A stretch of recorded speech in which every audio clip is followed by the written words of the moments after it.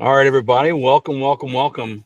I got my buddy Mike Fahey here, the host of Freedom Friends podcast, Hi, uh, everybody.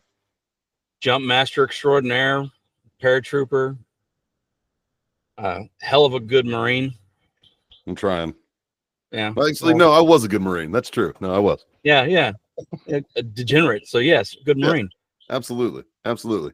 Thanks for having me, Tracy. Always fun to be included in something. And apparently we're going to roast some things, which is kind of up my alley. So Yep. that's right on. And you're a up and coming comedian, aren't you?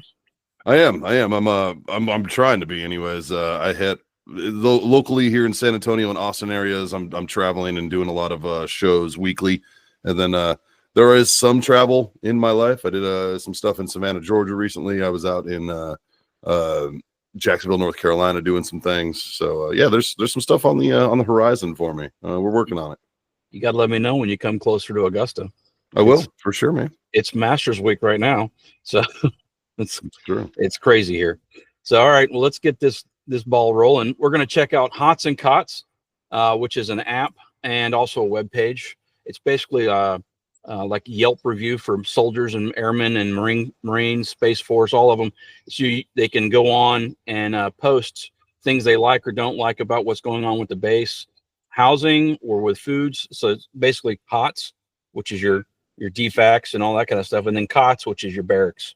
So Sure. back to it, Hots&Cots is an app that Rob Evans created. He is a fueler like I was in the Army, Yep. as a way to help soldiers get the word out about issues they have if leadership is not taking steps to make improvements, and because they don't always see everything that goes on.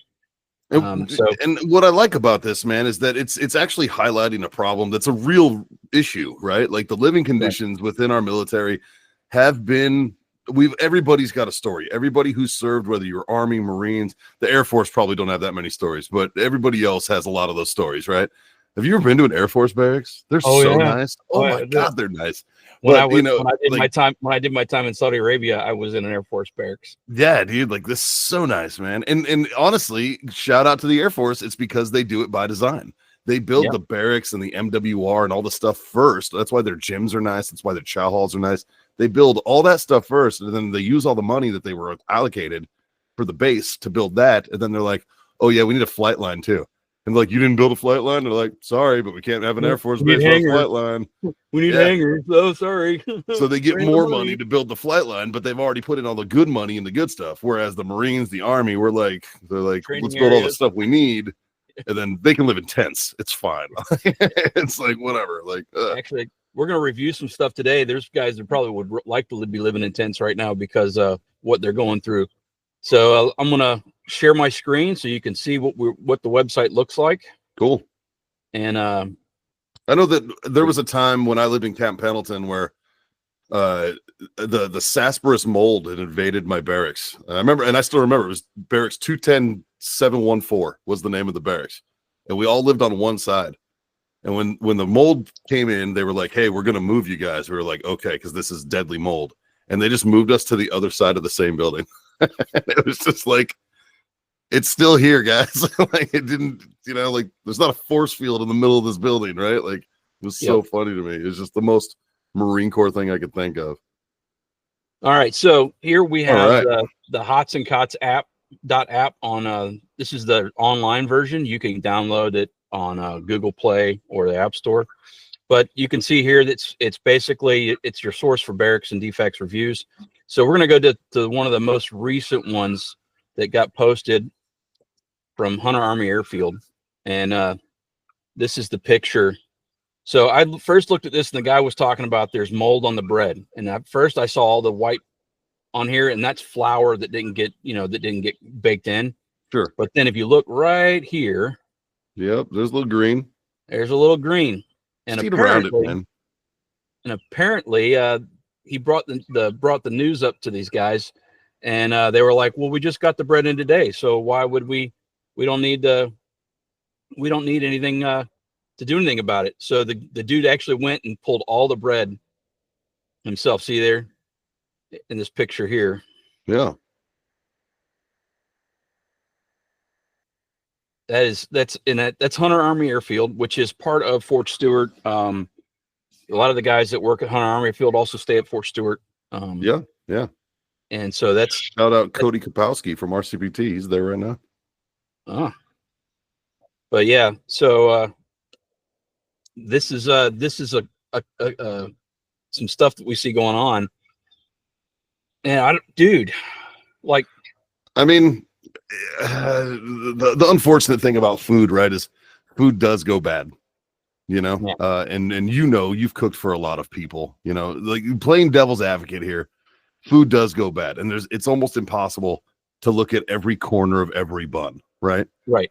The thing is that when it's brought to your attention, you need to do something about it, right? And it sounds to me like that's what they didn't do, right? It sounds to me like they were like, oh, this guy told me, and they're like, sorry, we just got it yesterday. And it's like, well, maybe you just take the time, take the 5 minutes to go, oh yeah, that's green. Maybe we should pull it, you know what I mean? And just move it out of the way, put new stuff in, you know what I mean? Because it's not rocket surgery here, like, I don't know. Stuff bugs me. Yeah, this is crazy. Did it share that when I went to the no, I just saw this landing page. I didn't see that. Okay. All right. That's crazy. Okay. I thought it was sharing the whole thing when I clicked, because it takes me to another tab. I'm sorry. So let me see if I can share this one. Here we go. Oh, okay. Yeah, see, like that's clearly moldy bread. Yep.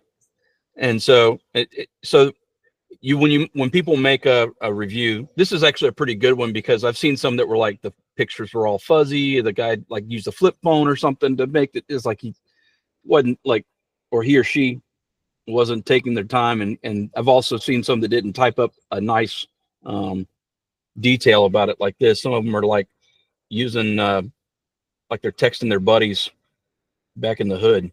Yeah. Like they're using all kinds of weird generic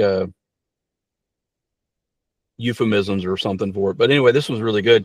But yeah, this is kind of stuff is like, really?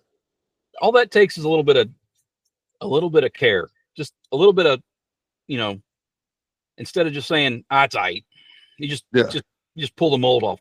No. Yeah, just don't dismiss the guy who's doing you the favor by telling you that your stuff's messed up. And it could have been like, I mean, mold's created really fast. It grows very, very fast, right? Like, I mean, maybe you put it in a wet container. Maybe the little container there on the serving line wasn't completely dried, right? And it created a little bit of moisture, and you got some mold in the bottom of it. Okay, fix it. Fix the problem. don't just like, well, we just got it today, so it must be fine. That means nothing. I'll give you a story about the Chow Hall. I was on 21 area guard back in the early 2000s, pre 9/11 era, I believe, right?